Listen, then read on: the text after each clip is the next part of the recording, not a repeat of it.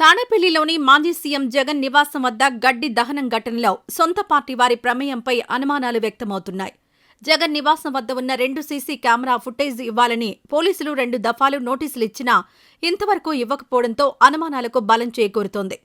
ఈ నెల 5న జగన్ నివాసం బయట గార్డెనింగ్ వద్ద ఎండిపోయిన గడ్డి కాలిపోయింది.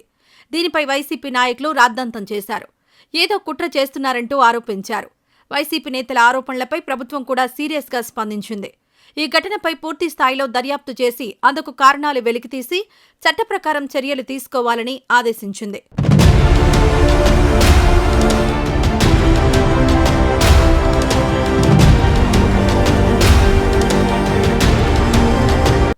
ఈ నేపథ్యంలో పోలీసులు ఘటన మిస్టరీ ఛేదించాలని ప్రయత్నిస్తున్నారు.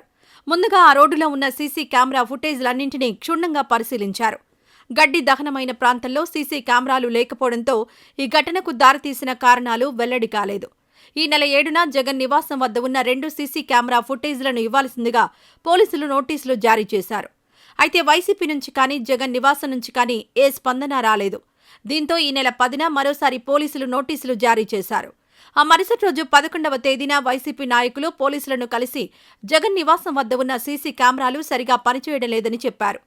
5వ తేదీన జగన్ నివాసం వద్ద విజయవాడ కార్పొరేటర్ల సమావేశం జరిగింది.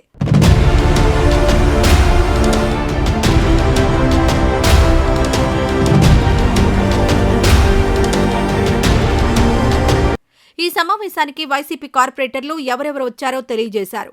ఏమైనా వివరాలు కావాలంటే చెబుతామని, సీసీ కెమెరా ఫుటేజ్ మాత్రం లేదని చెప్పారు. దీంతో వైసీపీ నేతల వ్యవహారంపై సర్వత్రా అనుమానాలు వ్యక్తమవుతున్నాయి. జగన్ నివాసం హై సెక్యూరిటీ జోన్లో ఉంది. అక్కడ ఆకతాయిలు లేదా రాజకీయ ప్రత్యర్థులు గడ్డి దహనం చేసేందుకు సాహసం చేసే అవకాశమే ఉండదు. అంతేగాక మాజీ సీఎం ఇంటి వద్ద ఏర్పాటు చేసిన సీసీ కెమెరాలు తప్పనిసరిగా పనిచేస్తాయని పోలీసులు అంటున్నారు. గడ్డి దహనానికి సంబంధించిన దృశ్యాలు తప్పనిసరిగా రికార్డై ఉంటాయని భావిస్తున్నారు. గడ్డి దహనం జరిగిన దృశ్యాలను ఇప్పటికే వారు చూసి ఉంటారని, అందువల్లే ఆయా ఫుటేజ్లను ఇవ్వడానికి వెనుకాడుతున్నారనే అనుమానాలు వ్యక్తమవుతున్నాయి.